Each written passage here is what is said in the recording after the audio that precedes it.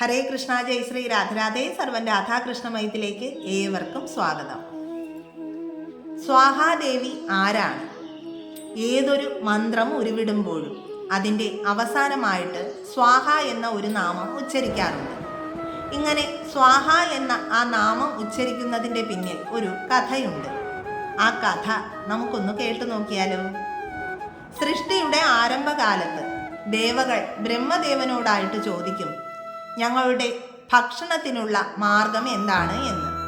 അപ്പോൾ ബ്രഹ്മദേവൻ പറയും, ഇനി മുതൽ ഭൂമിയിൽ നടക്കുന്ന എല്ലാ യാഗാദി കർമ്മങ്ങളിലും അർപ്പിക്കപ്പെടുന്ന ഹവിസ് നിങ്ങൾ ഭക്ഷണമായിട്ട് സ്വീകരിച്ചു കൊള്ളുവാൻ.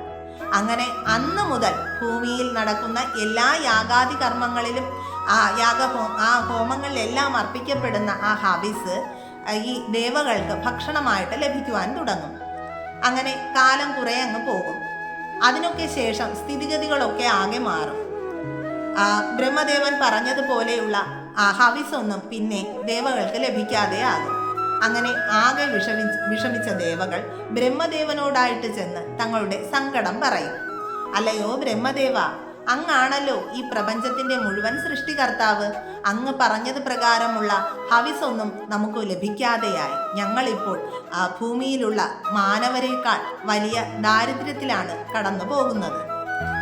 അതുമാത്രമല്ല, അഗ്നിദേവന് ഇപ്പോൾ പഴയതുപോലെ ഈ ഹോമങ്ങളിലൊക്കെ അർപ്പിക്കപ്പെടുന്ന ഹവിസ് ഞങ്ങളിലേക്ക് എത്തിച്ചു തരുവാനായിട്ട് ശക്തിയും ഇല്ലാതെ ആയിരിക്കുന്നു. ഇങ്ങനെ പോയി കഴിഞ്ഞാൽ ദേവകളായ ഞങ്ങളെല്ലാവരും തന്നെ നിർജീവന്മാരായി തീരുമെന്ന് ദേവകൾ ബ്രഹ്മദേവനോടായിട്ട് പറയും. അങ്ങനെ ഇതെല്ലാം കേട്ട ശേഷം ബ്രഹ്മദേവൻ കുറച്ചു നേരം ആലോചിക്കും. അതിനുശേഷം അദ്ദേഹം പറയും, നിങ്ങൾ പറഞ്ഞതെല്ലാം വളരെ ശരിയായ കാര്യമാണ്. അഗ്നിദേവന് ഇപ്പോൾ പഴയതുപോലെയുള്ള ശക്തി ഇല്ലാതായിരിക്കുന്നു. ഇനി അദ്ദേഹത്തിന് ആ ശക്തി തിരികെ ലഭിക്കണമെങ്കിൽ ആ ഉഗ്രസ്വരൂപിണിയായ ആ ശക്തി സ്വരൂപിണിയായ ദേവിയുടെ അനുഗ്രഹം കൂടിയേ തീരൂ. ദേവിയുടെ അനുഗ്രഹം ലഭിച്ചില്ല എങ്കിൽ ഒരിക്കലും അഗ്നിദേവന് ഇനി പഴയതുപോലെയുള്ള ശക്തി ഉണ്ടാവുകയില്ല എന്ന് ബ്രഹ്മദേവൻ ദേവകളോടായിട്ട് പറയുകയാണ്. ഇതിൽ നിന്നും മനസ്സിലാക്കേണ്ട കാര്യം, ഒരിക്കലും ഒരു പുരുഷന് പൂർണ്ണനാകാൻ സാധിക്കില്ല. അങ്ങനെ പൂർണ്ണനാകാൻ സാധിക്കണമെങ്കിൽ അവനിൽ ശക്തി, അതായത് ഒരു സ്ത്രീ കൂടി ചേർന്നാൽ മാത്രമേ ആ പൂർണ്ണത കൈവരുകയുള്ളൂ എന്നാണ്. ഇതിന് എന്താണ് ഒരു മാർഗമെന്ന് ആലോചിച്ചുകൊണ്ട് ബ്രഹ്മദേവൻ ആ ശക്തി സ്വരൂപിണിയായ ദേവിയെ മനസ്സിൽ ധ്യാനിക്കുവാനായിട്ട് തുടങ്ങും. അപ്പോൾ ദേവിയുടെ അംശ അവതാരമായ സ്വാഹാദേവി ബ്രഹ്മദേവന്റെ മുൻപിൽ പ്രത്യക്ഷപ്പെടും. അപ്പോൾ ബ്രഹ്മദേവൻ ദേവിയോടായിട്ട് പറയും, ഭൂമിയിൽ നടക്കുന്ന യാഗാദി കർമ്മങ്ങളിലെല്ലാം അർപ്പിക്കപ്പെടുന്ന ഹവിസ് ഇപ്പോൾ ദേവകൾക്ക് ലഭിക്കാതെയായിരിക്കുന്നു. മഹാബ്രാഹ്മണന്മാരും മഹർഷിമാരും ഭക്തജനങ്ങളും എല്ലാം തന്നെ അഗ്നിയിൽ അർപ്പിക്കുന്ന ഹവിസാണല്ലോ ദേവകളുടെ ആഹാരം. ഇത് ഇപ്പോൾ എത്തിച്ചു കൊടുക്കുവാൻ അഗ്നിദേവന് ഒട്ടും ശക്തിയില്ലാതായിരിക്കുന്നു. അതുകൊണ്ട് ദേവി അഗ്നിദേവനെ സ്വീകരിച്ച് ദേവിയുടെ ശക്തി അഗ്നിദേവന് പ്രദാനം ചെയ്യണം. അങ്ങനെ ആകുമ്പോൾ ഈ ദേവകളുടെ പ്രശ്നത്തിന് ഒരു പരിഹാരം ആകുകയും ചെയ്യും എന്ന് ബ്രഹ്മദേവൻ ദേവിയോടായിട്ട് പറയുകയാണ്. അപ്പോൾ സ്വാഹാദേവി ഒന്ന് മന്ദഹസിച്ചുകൊണ്ട് ബ്രഹ്മദേവനോടായിട്ട് പറയും, അല്ലയോ ബ്രഹ്മദേവ, അങ്ങ് ഈ ലോകത്തിൻ്റെ പിതാവാണല്ലോ. അപ്പോൾ എൻ്റെ മനസ്സിലുള്ള ആഗ്രഹവും അങ്ങ് അറിഞ്ഞു കാണും. ഞാൻ സാക്ഷാൽ ശ്രീകൃഷ്ണ ഭഗവാന്റെ ഒരു പ്രേമദാസിയാണ്. ഞാൻ എൻ്റെ പ്രേമമെല്ലാം ഭഗവാനിൽ അർപ്പിച്ചിരിക്കുകയാണ്. ഏതൊരു കാലമെങ്കിലും ഭഗവാൻ ഭൂമിയിൽ അവതരിക്കുമ്പോൾ അദ്ദേഹത്തിൻ്റെ ഭാര്യ ആകുന്നതും കാത്ത് ഞാൻ ഇരിക്കുകയാണ്. അങ്ങനെയുള്ള എന്നെ മറ്റൊരാളെ വിവാഹം കഴിക്കാൻ പറയുന്നത് പാപമല്ലേ? അതുമാത്രമല്ല, അങ്ങനെ ചെയ്തു കഴിഞ്ഞാൽ അത് ഏറ്റവും വലിയ അധർമ്മവും മാനസിക വ്യഭിചാരവുമാണ് എന്ന് ദേവി ബ്രഹ്മദേവനോടായിട്ട് പറയുകയാണ്. അപ്പോൾ അത്ഭുതത്തോടുകൂടി ബ്രഹ്മദേവൻ സ്വാഹാദേവിയോടായിട്ട് ചോദിക്കുകയാണ്, വൈവസ്വത മനുവിൻ്റെ മന്വന്തരത്തിൽ, അതായത് ദ്വാപര യുഗത്തിൻ്റെ അന്ത്യസമയത്ത് മഹാവിഷ്ണു ശ്രീകൃഷ്ണ ഭഗവാനായിട്ട് ഭൂമിയിൽ അവതാരമെടുക്കും. ഇത് ഒരു മന്വന്തര രഹസ്യമാണ്. ഭഗവാൻ ഭൂമിയിൽ അവതാരമെടുക്കുന്ന സമയത്ത്, അതായത് വിഷ്ണു ഭഗവാൻ 64 കലകളോടുകൂടി ഭൂമിയിൽ അവതാരമെടുക്കുന്ന സമയത്ത് ഭഗവാന്റെ ആ കമനീയ രൂപം എങ്ങനെയായിരിക്കും ഉണ്ടാകുക എന്ന് ബ്രഹ്മദേവനായ എനിക്ക് പോലും ചിന്തിക്കുവാൻ സാധിച്ചിട്ടില്ല. അങ്ങനെയുള്ള ഈ അതീവ രഹസ്യം ദേവിക്ക് എങ്ങനെയാണ് മനസ്സിലായത്? അങ്ങനെയുള്ള ആയിരം വർഷം കഴിഞ്ഞ് ഭൂമിയിൽ അവതാരം എടുക്കുന്ന ആ ഭഗവാന്റെ ആ കമനീയ കോമള രൂപത്തെ പറ്റി ദേവിക്ക് എങ്ങനെ മനസ്സിലായി? ദേവിക്ക് എങ്ങനെ ആ ഭഗവാനെ ഭർത്താവായിട്ട് സ്വീകരിക്കാൻ കഴിയുമെന്നൊക്കെയുള്ള തോന്നൽ എങ്ങനെ ഉണ്ടായി എന്ന് ബ്രഹ്മദേവൻ ആശ്ചര്യത്തോടു കൂടി ദേവിയോട് ചോദിക്കുകയാണ്. അത് എങ്ങനെയെന്നാൽ, ഒരിക്കൽ ലക്ഷ്മി ദേവിയുടെ അഭ്യർത്ഥന പ്രകാരം വിഷ്ണു ഭഗവാൻ ശ്രീകൃഷ്ണനായി ഭൂമിയിൽ അവതാരമെടുക്കുമ്പോൾ ആ രൂപം എങ്ങനെയായിരിക്കും എന്നുള്ളത് ദേവിക്ക് കാട്ടിക്കൊടുത്തു.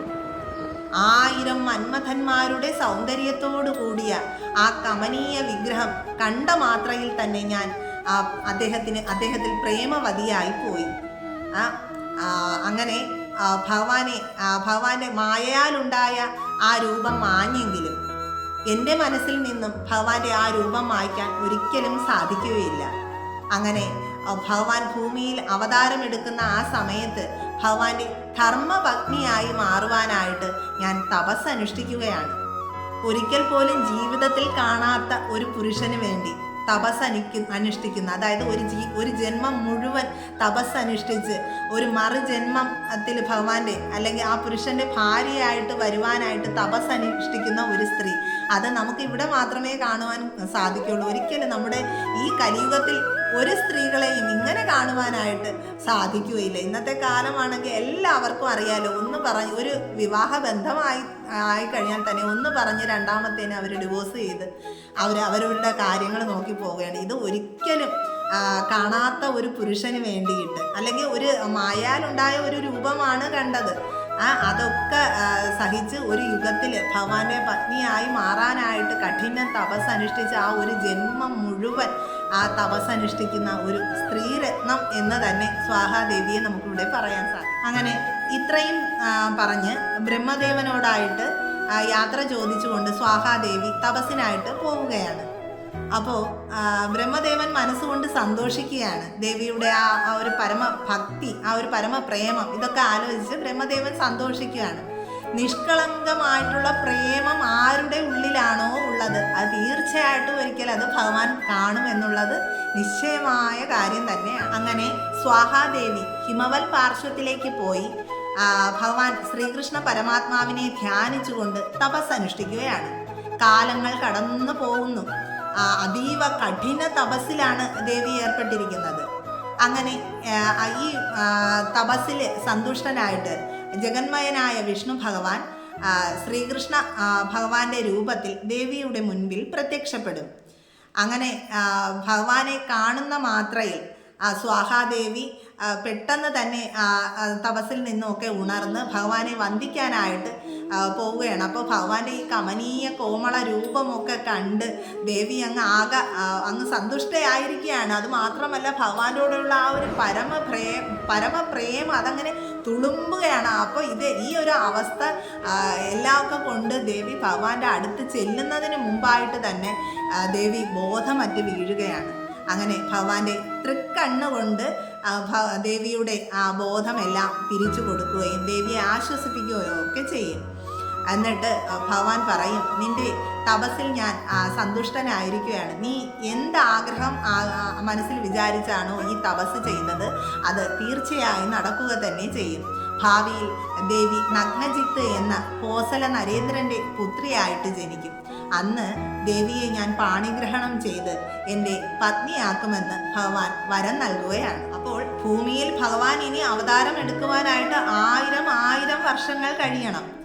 അതുവരെയും ദേവി എന്ത് ചെയ്യണമെന്നാൽ, ദേവകാര്യാർത്ഥം അഗ്നിദേവനെ ഇപ്പോൾ സ്വന്തം ഭർത്താവായിട്ട് സ്വീകരിച്ച് ദേവകളുടെ ഹവിസ് എന്ന് പറയുന്ന അവരുടെ ഭക്ഷണം എത്തിച്ചു കൊടുക്കുവാനായിട്ട് അഗ്നിദേവനെ ഭർത്താവായിട്ട് സ്വീകരിച്ച് അദ്ദേഹത്തിന് ശക്തി പ്രദാനം ചെയ്യുക എന്നതാണ് ദേവിയുടെ ഇപ്പോഴത്തെ ധർമ്മം. അതിപ്പോൾ ദേവിയായാലും ദേവനായാലും മാനവനായാലും ദാനവനായാലും പരോപകാരം ചെയ്തില്ല എങ്കിൽ അവൻ്റെ ജന്മം നിഷ്ഫലമാണ് എന്ന് ഭഗവാൻ സ്വാഹാദേവിയോട് ഉണർത്തിക്കുകയാണ്. അപ്പോൾ പാവം സ്വാഹാദേവിക്ക് ആകെ വിഷമമാവുകയാണ്.